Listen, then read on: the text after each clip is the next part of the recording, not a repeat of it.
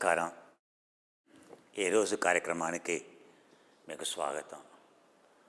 మనం ఆహారం గురించి యుక్త ఆహారం, మితాహారం. మితాహారం ఏంటి, యుక్తాహారం ఏంటి? ఆ మితాహారం కూడా యుక్తాహారంగా ఉండాలని ఆహారం గురించి మనం తెలుసుకుంటే మరి ఏమిటి అవసరం, ఎంత ఆహారం అవసరం? ఇప్పుడు మనం ఒక అవగాహనకి వద్దాం. మనం విశ్రాంతి తీసుకున్నప్పుడు, రాత్రి పడుకున్నప్పుడు దాన్ని రెస్ట్ మెటబాలిక్ రేట్ అంటాం.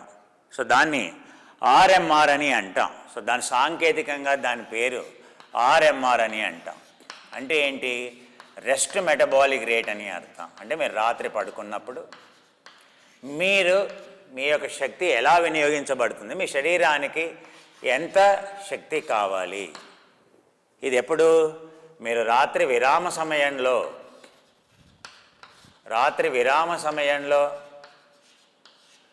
మీ యొక్క శక్తి యొక్క అవసరం. ఇంకొక వర్డ్ ఉంది, బాసల్ మెటబాలిక్ రేట్ అని అంటాం. బేసల్ బిఎంఆర్ అని అంటాం. బేసల్ మెటబాలిక్ రేట్ అని అంటాం, ఆర్ ఎక్స్పెండిచర్ అని అంటాం. దీని రెండు విధాలుగా మనం అనొచ్చు.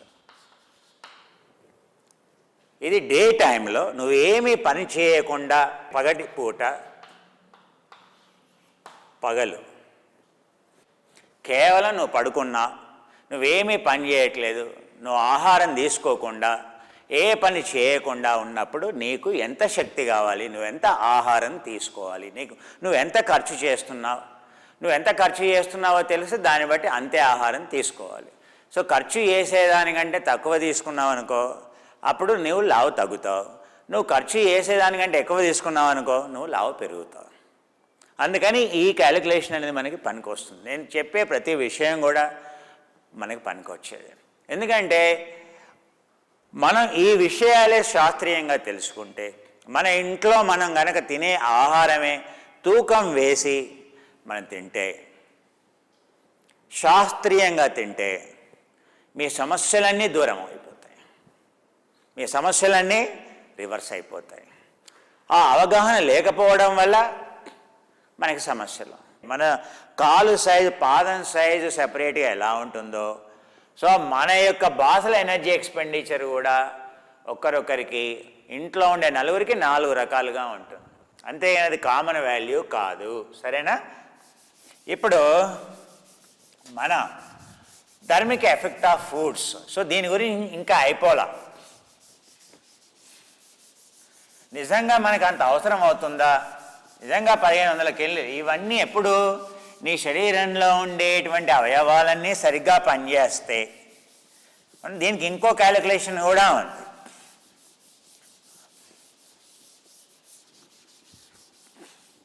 శాస్త్రీయంగా మనం కనుక వెళ్ళాలంటే దానికి కొన్ని ఇంకా అడ్వాన్స్డ్ క్యాలిక్యులేషన్స్ కూడా ఉంటాయి. మనం ఎందుకు ఇది దేని మీద ఆధారపడి ఉంటుంది?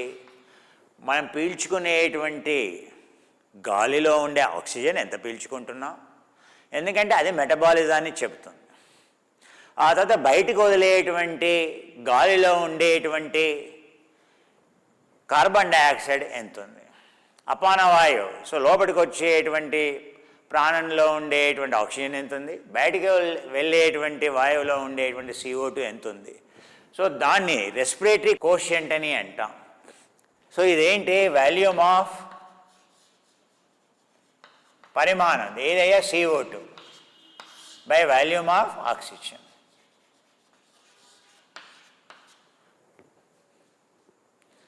దీన్ని బట్టి నీ యొక్క మెటబాలిజం అనేది ఉంటుంది, నీ యొక్క బాసల ఎనర్జీ ఎక్స్పెండిచర్ అనేది తేలిగ్గా పర్ఫెక్ట్గా తెలిసిపోతుంది. దాంతో ఓడినటువంటి ఈక్వేషన్స్ కూడా ఉన్నాయి. మనం అంత డీటెయిల్డ్గా వెళ్ళాల్సినటువంటి అవసరం లేదు. ఎవరికైతే ఇంట్రెస్ట్ ఉంటుందో మీరు ఆ విధంగా కూడా క్యాలిక్యులేటర్లు ఉంటాయి. దానికి కావాల్సినటువంటి ఫ్యూచర్లో నేను మీకు దీని బేస్డ్ క్యాలిక్యులేషన్ కూడా మీకు చెప్తాను. ఎలా క్యాలిక్యులేట్ చేసుకోవాలో కావాలంటే నేను చెప్తాను. అది ఇంకా అక్యురేట్గా ఉంటుంది. దీనికి మీరు ఒక 10% టు ఒక 20% అటు ఇటు వేసుకోవచ్చు. మనం ఏం సైంటిస్టులం కాదండి, మీరు అందుకని ఏ పెద్దగా దాని గురించి వరీ కావద్దు. మనం ఎంతసేపు మనకి ఎంత వచ్చిందని 1800 కిలో క్యాలరీలు వచ్చిందండి. మనం ఎక్కువ తింటే ప్రాబ్లం, తక్కువ తింటే ఏం ప్రాబ్లం లేదు. అందుకని 18. సో దాంట్లో ఉండే ఎర్రర్ ఉంటుంది, 20% ఉంటుంది. సో -20% పెట్టుకోండి. 20% అంటే ఎంత? 360.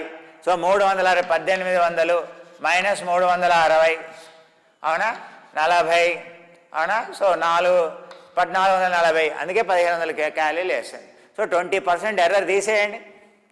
తక్కువ తింటే పర్వాలేదు కానీ ఎక్కువ తింటే ప్రాబ్లం కదండి. అందుకని మనం ఎలాగో మెటబాలిజం తక్కువైంది, అంత ఎలాగో లేదు, 20% తక్కువే ఉంటుంది. ఆ తక్కువ కావడం వల్లనే మనకు సమస్యలు వస్తున్నాయి.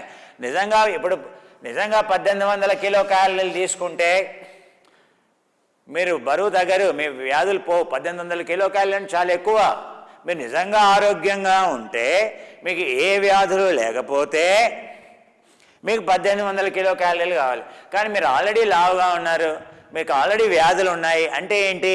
మీకు ఈ 1800 కిలో క్యాలరీలు అవసరం లేదని అర్థం. మీకు ఏ 1500 అవసరం అంతే.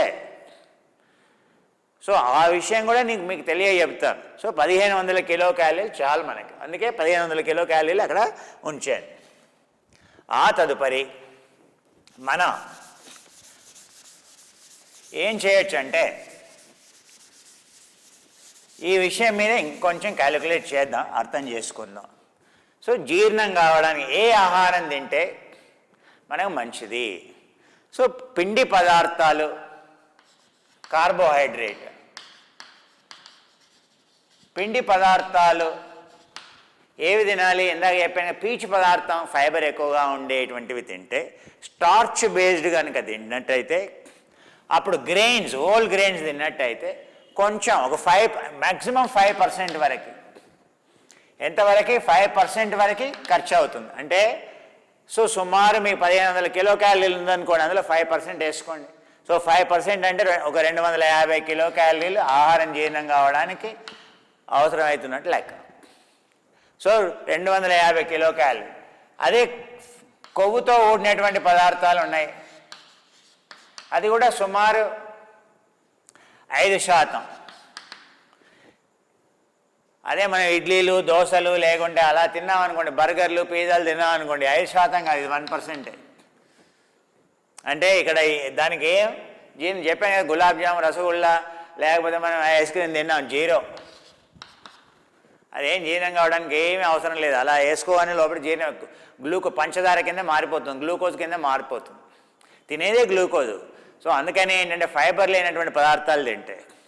ఇక్కడ ఎందుకు చెప్తున్నా అంటే, ప్రోటీన్స్, మాంసకృత్తులు, ఇవి గనక మీ ఆహారంలో సరిగ్గా ఉంటే ఇది 15 to 13% క్యాలరీలు ఖర్చు అవుతాయి.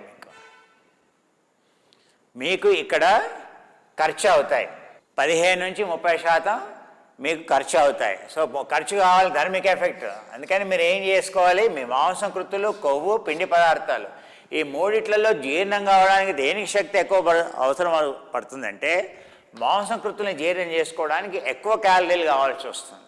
అందుకే వెయిట్ లాస్ కావాలి అంటే ప్రోటీన్ సప్లిమెంట్స్ ఇస్తారు, అవునా? ఈ డ్రింక్ తాగు, ఆ డ్రింక్ తాగు అని అంటారు. ఎందుకంటే మీ మెటబాలిజం పెంచడానికి మాంసకృత్తులు, ప్రోటీన్స్ అనేవి పనికొస్తాయి. 15 to 30% పెంచవచ్చు. మీరు వే ఐసోలేటో అలాంటివి తీసుకున్నారనుకోండి, సో మీ యొక్క మెటబాలిజం అనేది 30% పెరిగిపోతుంది. లేదా బీన్స్లో 15% అవి జీర్ణం కావడానికి 15% కిలో క్యాలరీలు కావాల్సి వస్తుంది. రాజ్మా కానీ అలాంటివి తింటే. సో ఈ విధంగా దీన్ని పెంచుకోవచ్చు. ఆ తర్వాత సో ఈ విషయం ఏది టెపా అని అంటాం, thermic effect of physical activity. So విహారానికి రోజంతా మీరు చేసేటువంటి పనిని బట్టి, మీ పనిని బట్టి మీకు ఎన్ని క్యాలరీలు అవసరం, మీ యొక్క విహారాన్ని బట్టి మీరు చేసే హైలీ యాక్టివా, సెడెంటరీ యాక్టివా, ఎప్పుడెప్పుడో యాక్టివా అనేటువంటి విషయాన్ని బట్టి మీకు ఆ క్యాలిక్యులేషన్స్ అనేవి ఉంటాయి. మీరు ఈ హైలీ యాక్టివ్ అనుకోండి. సో హైలీ యాక్టివ్ అంటే మీరు సుమారు ఉదయం నుంచి సాయంత్రం వరకు పొలం దున్నే పని చేస్తున్నారు అనుకోండి, మీరు సుమారు 800 కిలో క్యాలరీలు అవసరం కావచ్చు. సో దానికి ఒక ఫ్యాక్టర్ ఉంది, బాగా ఎక్కువ పని చేసేటువంటి వాళ్ళు. సో దీనికి మల్టిప్లై చేసుకోవచ్చు. దేంతో మల్టిప్లై చేసుకోవచ్చు? ఎక్కువగా పనిచేసే వాళ్ళు 2తో మల్టిప్లై చేసుకోండి. శారీరకమైనటువంటి శ్రమ తక్కువగా ఉండేటువంటి వాళ్ళు, కొంచెం తక్కువగా ఉండేటువంటి, కేవలం తిరుగుతున్నావు, నువ్వేం బరువులు ఎత్తట్లేదు, తిరుగుతున్నావు, 1.5తో 1.5. ఆ తర్వాత అసలు ఏమీ పని చేయట్లేదు, సో ఏమీ అసలు పనే లేదు, సెడెంటరీ లైఫ్, వెళ్తున్నావు ఆఫీస్లో కూర్చుంటున్నా, సో నీకు 0.7 to 1 మాత్రమే అవసరం పడుతుంది. సో అంత తక్కువ అవసరం పడుతుంది. సో ఇప్పుడు నీకు టోటల్ డైలీ ఎనర్జీ ఎక్స్పెండిచరు నీకు ఎంత అవసరం అని అంటే, సో సుమారు నీకు ఒక 1800 నుండి ఒక 2000 కిలో క్యాలరీలు వస్తుంది. ఇవన్నీ యాడ్ చేసుకుంటే ఇంకా ఏముంది? వ్యాయామం. సో విహారం ద్వారా, సో నువ్వు పని చేసేటువంటి విహారం ద్వారా మహా అయితే ఒక 300 కిలో క్యాలరీలు ఖర్చు అవుతున్నాయి అంతే. నువ్వు ఆఫీస్లో కూర్చుంటున్నావు కనుక 300 కిలో క్యాలరీలు ఖర్చు అవుతున్నాయి విహారం ద్వారా. మరి వ్యాయామం ద్వారా, ఇది విహారం ద్వారా. సో వ్యాయామం ద్వారా నువ్వు చేసేటువంటి వ్యాయామం బట్టి, నువ్వు టిబెటియన్ బాక్స్ బ్రీతింగ్, హాపింగ్ చేస్తున్నావు, ఇలా పరిగెత్తు, ఏది ఎగురుతున్నావు, గంట సేపు ఎగిరితే 850 కిలో క్యాలరీలు. అవునా? Physical activity, planned physical activity అని అంటాం. ఇది 2 విధాలుగా ఉంటుంది. Planned physical activity, planned physical activity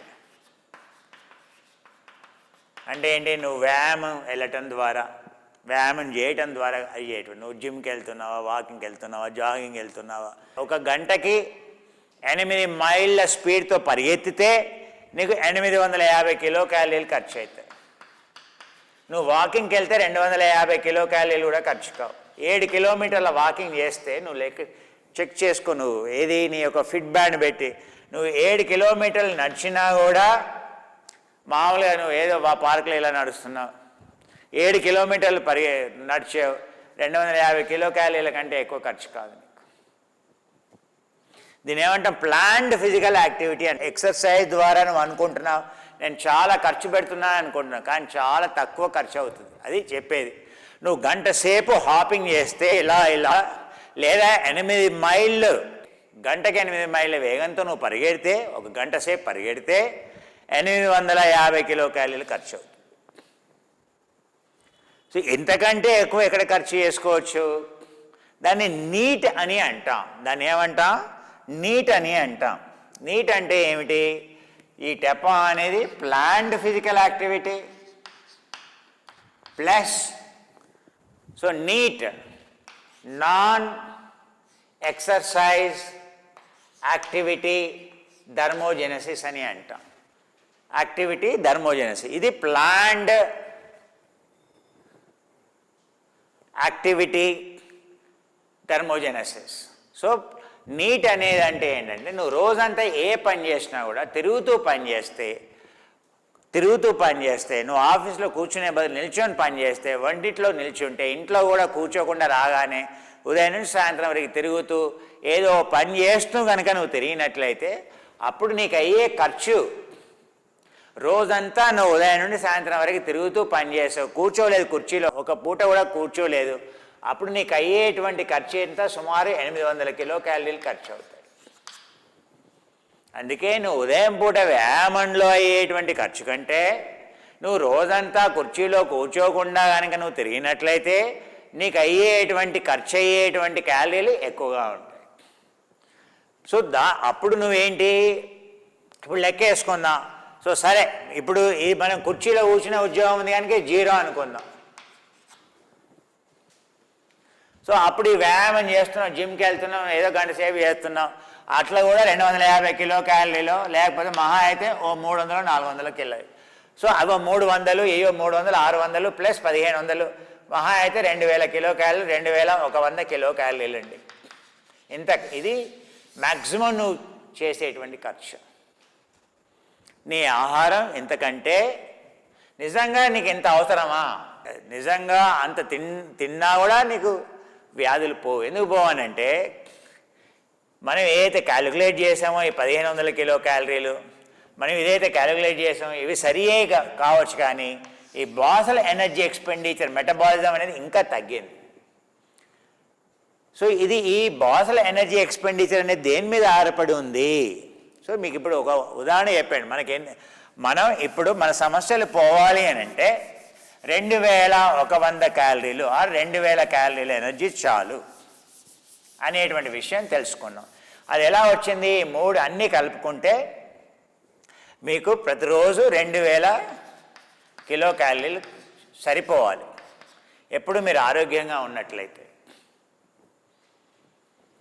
ఎప్పుడు ఇది కనుక 1500 కిలో క్యాలరీలు అయినట్టయితే 1500 అయినట్లయితే మీకు 2000 ఇంకో 500 కిలో క్యాలరీలు అనేది ఏది నువ్వు నడవడానికి, తినడానికి, తిన్న ఆహారం జీర్ణం కావడానికి. సో ఇంకొక 500 కిలో క్యాలరీలు అంటే 2000 కిలో క్యాలరీలు నీకు పర్ డే కావాలి. కానీ ఇది 1500 కిలో క్యాలరీలు నిజంగా నీకు కావాలా?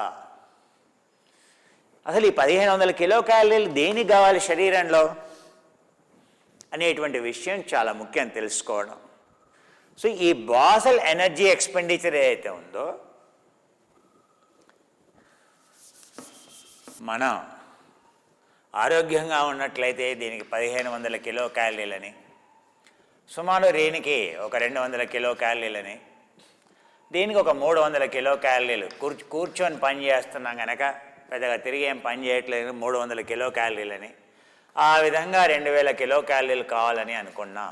కానీ నేను చెప్పేది ఏంటంటే మనకి 2000 కిలో క్యాలరీలు కూడా చాలా ఎక్కువ. ఎందుకనంటే ఇది ఎప్పుడు ఇది సరిగ్గా నిజంగా 1500 కిలో క్యాలరీలు కనుక మనం ఉపయోగించుకున్నట్లయితే, సో ఈ 1500 కిలో క్యాలరీలు దేనికి ఖర్చు అవుతున్నాయి ఒకసారి చూద్దాం.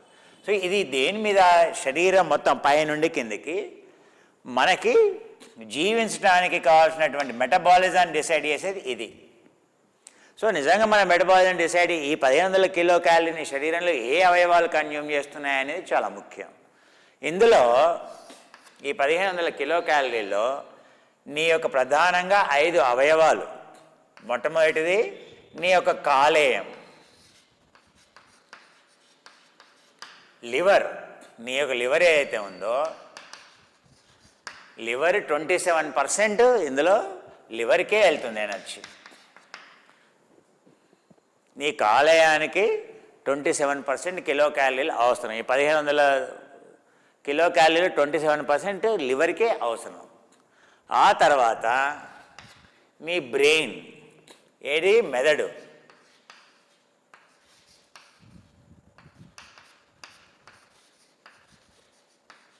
మీ బ్రెయిన్కి 19%. అలాగే నీ యొక్క మజిల్, కండరం, శరీరంలో ఉండేటువంటి కండరాలకి మజిల్స్ 18%. నీ కండరాలు కనుక ఆరోగ్యంగా ఉన్నట్లయితే 18%, నీ బ్రెయిన్ ఆరోగ్యంగా ఉన్నట్లయితే 19%, నీ లివర్ సరిగ్గా పనిచేస్తున్నట్లయితే 27%, నీ యొక్క కిడ్నీస్, మూత్రపిండాలు,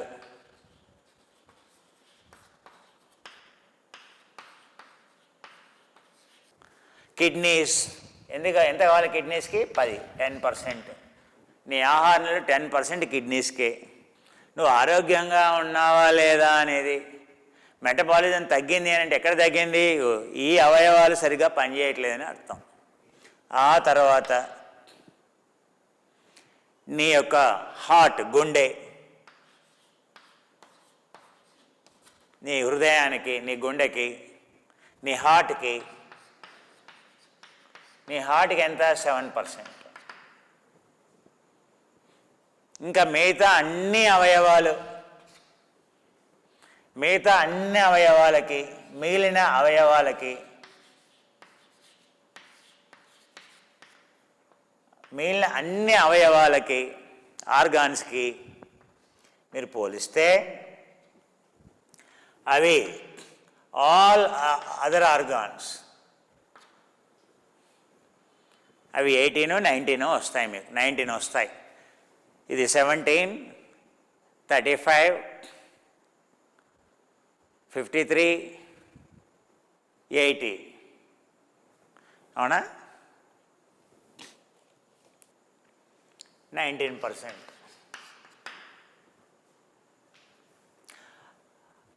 మిగతా అన్ని అవయవాలకి 19%. మొత్తం 100. మెటబాలిజం తగ్గింది అని అంటే ఏంటి? సో లివర్ సరిగ్గా పనిచేయట్లేదు, నీ బ్రెయిన్ సరిగ్గా పనిచేయట్లేదు, మజిల్ సరిగ్గా పనిచేయట్లేదు. మజిల్ అనేది, నీ కండరాలు అనేవి సరిగ్గా పనిచేయట్లేవు, కిడ్నీస్ అనేవి సరిగ్గా ఉన్నాయా లేవా. సో ముఖ్యంగా నీ మెటబాలిజం డిసైడ్ చేసేది ఇందులో ఏది? సో ఇవన్నీ నీకు లివర్. ఇప్పుడు ఏంటి, మనం లివర్ని చాలా లోడ్ చేస్తున్నాం. మనం ఉదయం నుండి సాయంత్రం వరకు లివర్ ఏం చేస్తుందయ్యా? 13,000 రసాయనాలను ఉత్పత్తి చేస్తుంది ప్రతిరోజు. 13,000 కెమికల్స్ని ప్రొడ్యూస్ చేస్తుంది. 50,000 ఎంజైమ్స్ని ప్రొడ్యూస్ చేస్తుంది. 4,500 లీటర్ల బ్లడ్ని, రక్తాన్ని ప్రతిరోజు అది దాంట్లో ఉండే రక్తంలో ఉండేటువంటి మలిన పదార్థాల టాక్సిన్స్ అన్నింటినీ తీసేసేది లివర్. 250 లీటర్ల బైల్ జ్యూస్, పిత్తరసాన్ని అది ఉత్పత్తి చేస్తుంది. అది ఎప్పుడు చేస్తుంది? నీ లివర్ ఆరోగ్యంగా ఉన్నట్లయితే, నువ్వు టాక్సిన్స్ కనుక నువ్వు తినేటువంటి ఆహార పదార్థాల్లో ఎలాంటి టాక్సిన్స్ లేకపోతే, నువ్వు తీసుకునేటువంటి మందులు కావచ్చు, అవునా, నువ్వు రుచిగా ఉందని ఏదో ఐస్ క్రీమ్, ఓ రోజు బటర్ స్కాచ్ ఫ్లేవర్ తింటావు, ఓ రోజు వనీలా ఫ్లేవర్ తింటావు, ఓ రోజు ఇంకో రకమైనటువంటి చాక్లెట్ పేస్ట్రీ అంటావు, డార్క్ చాక్లెట్ అంటావు, బ్రైవేరియన్ చాక్లెట్ అంటావు, మిసిసిపి మడ్ అంటావు. సో నువ్వు అనేవన్నీ ఏంటో తెలుసా అండి? మార్కెట్లో ఉండేటువంటి, మనం వాడేటువంటి ప్రతి ఆహార పదార్థంలో కూడా అందులో ఉండే రంగే కావచ్చు, అందులో వాడేటువంటి ఫ్లేవరే కావచ్చు, వాసన ఇచ్చేటువంటి ఫ్లేవరే కావచ్చు. పైనాపిల్ అంటే పైనాపిల్ ఫ్లేవర్ వాడుతున్నాడు. ఆ పైనాపిల్ ఆ రంగు ఏదైతే ఉందో ఆ రంగు వేరు, ఆ వాసన ఇచ్చే ఫ్లేవర్ వేరు. అవునా? సో ఆ తర్వాత అందులో వాడేటువంటి స్వీట్నర్ వేరు, షుగర్ వేరు. అవునా? ఈ మూడు అవన్నీ ఏంటి? రసాయనాలు. అవి ఒకటే ఉంటాయా? అందులో వాడే క్రీము, అందులో వాడే ఎన్ని రసాయనాలు వాడతాడు? సుమారు ఒక 40-50 రకాల రసాయనాలు. ఒక కేక్ తయారైంది ఏంటంటే అందులో ఒక 1000 రకాల రసాయనాలు ఉంటాయి. మరి ఆ 1000 రకాల రసాయనాలు మనం తినేప్పుడు బాగానే ఉంటుంది. ఆ రసాయనాలు అన్నింటినీ మళ్ళీ న్యూట్రలైజ్ చేయాలి అంటే నీ లివరు దాన్ని డీటాక్సిఫై చేయాలి. నీకు నొప్పి రాగానే డోలో మాత్ర వేసుకుంటావు, లేదా యాంటీబయాటిక్ వేసుకుంటావు. నువ్వు ఏ మాత్ర వేసుకున్నా మళ్ళీ దాని లివరు దాన్ని న్యూట్రలైజ్ చేయాలి ఎఫెక్ట్ని. శరీరంలో ఉండే జెనోబయాటిక్, ఆహార పదార్థాల ద్వారా బయట నుంచి వచ్చేటువంటి కెమికల్స్ ఏవైతే ఉన్నాయో వాటిని జెనోబయాటిక్స్ అని అంటాం.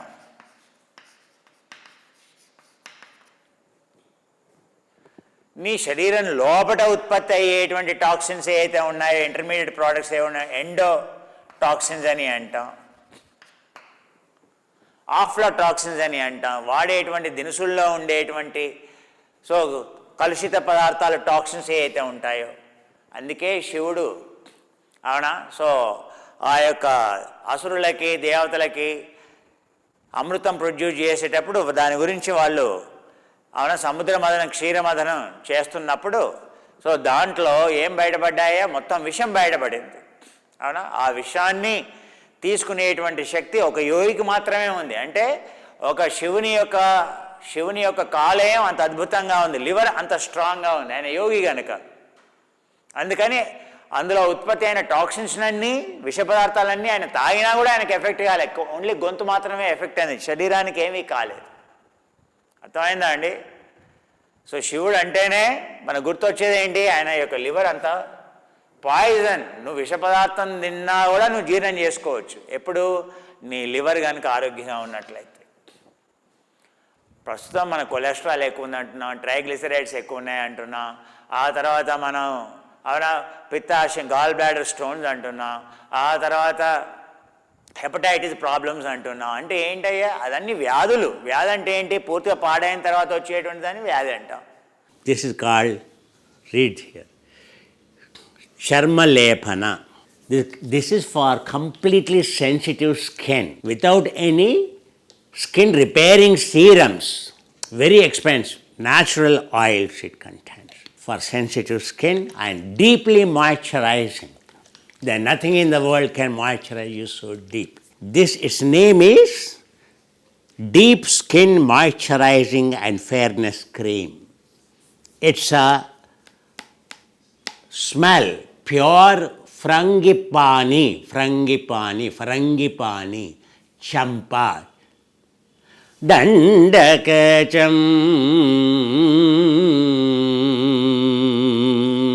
champaka. Angels, gods adore the smell of champa, sampenga. This is the most natural, pure oil it is. When we use a jasmine oil, absolutely we use sambak. Sambak is the South Indian jasmine. The best of the, these are all thousands of years culture. In your bedroom, your head side, a female head should always smell either this, her skin, or jasmine or a sandal. Our shampoo, natural sambak jasmine oil.